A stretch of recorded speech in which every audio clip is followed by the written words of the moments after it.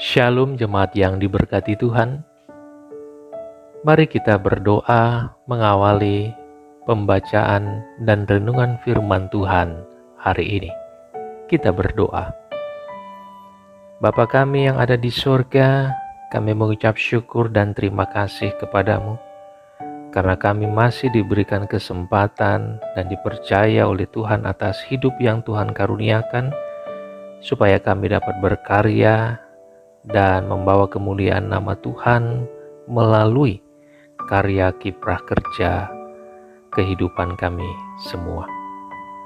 Oleh karena itu mendasari kami untuk beraktivitas dan untuk menjadi berkat dalam kehidupan kami, maka kami hendak mendasarinya dengan firman Tuhan. Berkatilah kami yang rindu akan sapaan firman-Mu, supaya kami dapat menerima, mendengar dengan baik, dan melakukannya. Di dalam nama Tuhan Yesus Kristus kami berdoa. Amin. Hari ini Kamis 1 Juli 2021,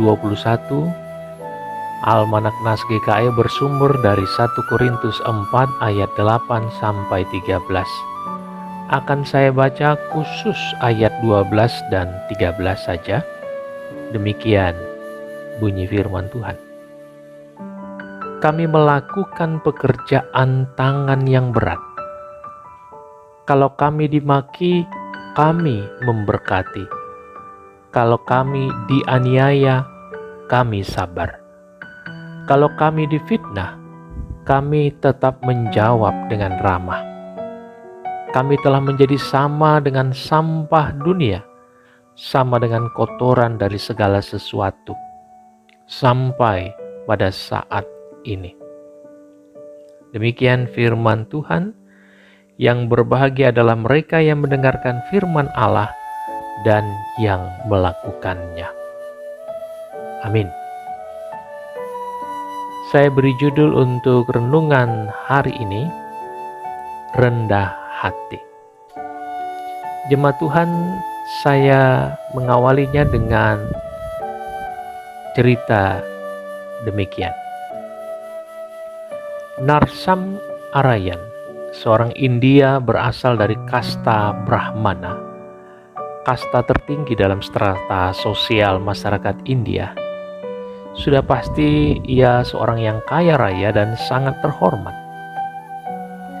Ia baru saja meraih gelar doktor dengan kelulusan terbaik. Sebut saja dengan istilah summa cum laude di universitas ternama di London, Oxford, Inggris. Sudah pasti dia sangat pintar. Berbekal kekayaan, kehormatan, dan kepintaran itu, ia pulang ke India dengan segudang tekad untuk membangun negeri itu. Sebelum memulai tugas besarnya, ia datang kepada Gandhi. Dan sesuai tradisi India, ia meminta petunjuk kira-kira pekerjaan besar apa yang bisa ia lakukan untuk negeri itu. Lalu oleh Gandhi, ia disuruh untuk tinggal beberapa hari di asrama tempat menampung orang-orang terlantar. Di tempat itu ia diminta membantu membersihkan kamar mandi umum yang kotor dan berbau. Ketika ia mendengar tugas itu, ia marah. Ia kecewa kepada Gandhi. Dalam kemarahannya ia berkata, "Bapak tahu saya seorang doktor dan berasal dari kasta Brahmana. Saya menemui Bapak untuk meminta petunjuk pekerjaan besar apa yang akan saya lakukan untuk membangun India. Tetapi lihat, Bapak malah menyuruh saya mengerjakan pekerjaan yang menjijikkan ini. Apa maksud Bapak?" Dengan sabar, Gandhi pun menjawab, "Anakku, India memang memerlukan orang yang kaya, orang yang terhormat, juga orang-orang pintar. Tetapi India lebih membutuhkan orang yang rendah hati dan mau melayani untuk kepentingan orang banyak tanpa memandang kasta. India memerlukan orang yang setia pada perkara-perkara kecil sebelum ia melaksanakan perkara yang besar. Dan Anda belum memiliki itu semua." Bapak, Ibu, saudara-saudariku, dari cerita itu saya mau mengajak kita dapat lebih konkret, jelas memahami maksud perumpamaan ataupun pengajaran yang Yesus yang dipahami oleh Paulus sehingga ia menuliskan 1 Korintus 4 ayat 8 sampai 13 ini. Apakah rendah hati dari perspektif psikologi? Rendah hati adalah keadaan diri yang ditempatkan dengan bersahaja, tidak melebih-lebihkan diri, lebay, ataupun gengsi dari keadaan yang sebenar-benarnya. Rendah hati adalah suatu sikap yang dipilih bukan dalam posisi pertandingan atau kontestasi, melainkan sederhana, low profile, sehingga berbuah penghormatan dan disegani oleh pihak lain. Rendah hati adalah pilihan sikap yang dibentuk secara sadar tanpa paksaan yang mengakui bahwa tidak ada satu alasan pembenar yang memungkinkannya bersikap sombong, narsis dalam hidup ini. Sebab ia sadar bahwa dirinya hanyalah manusia biasa yang diciptakan oleh Tuhan yang Maha Kuasa.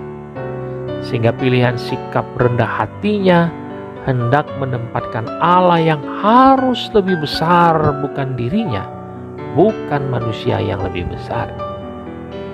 Karena itu rendah hati dapat mengerem laju keinginan manusia untuk sombong, untuk narsis, apalagi sampai mengkultuskan dirinya.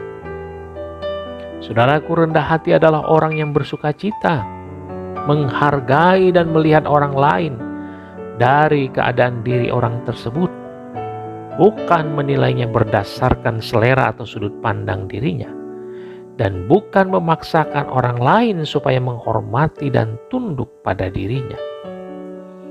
Rendah hati adalah orang yang membangun relasi saya dan Anda setara.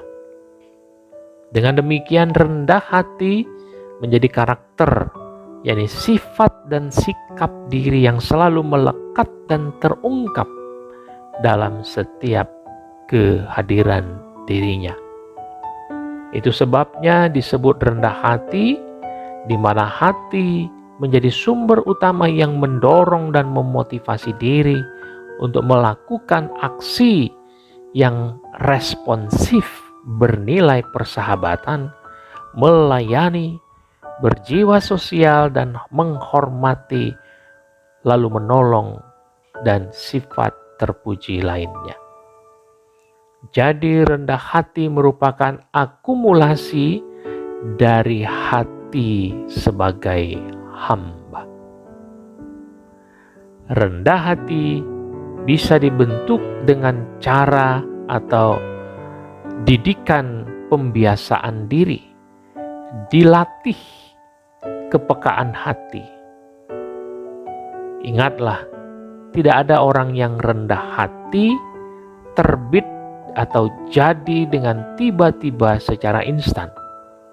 Semua harus lewat proses. Ia belajar dan terus belajar, sehingga menghasilkan pembiasaan dan menjadi budaya diri, sehingga dengan demikian rendah hati itu menjadi karakter diri yang terpuji. Dengan demikian saudaraku, apa yang mau disampaikan oleh Paulus, sesungguhnya ia mau mengatakan dan mengajarkan, hendaklah kita selalu rendah hati. Demikian ia mengatakan, kalau kami dimaki, kami memberkati. Kalau kami dianiaya, kami sabar. Dan semuanya itu merupakan cerminan pengajaran yang berakar dari pengalaman dan pengajaran serta teladan Yesus Kristus, yang dengan hati yang tulus ia berkorban untuk memberikan hidupnya supaya setiap orang yang percaya, yang mengalami kematian akan memperoleh hidup dengan kehidupan dari Kristus.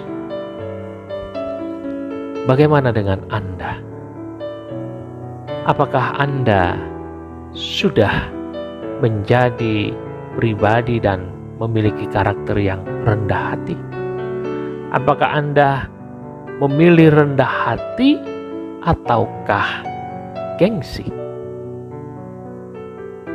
Saudaraku jemaat yang dikasihi Tuhan, selamat belajar rendah hati. Tuhan Yesus menolong dan memberkati kita untuk hidup dalam rendah hati. Demikian firman Tuhan. Amin.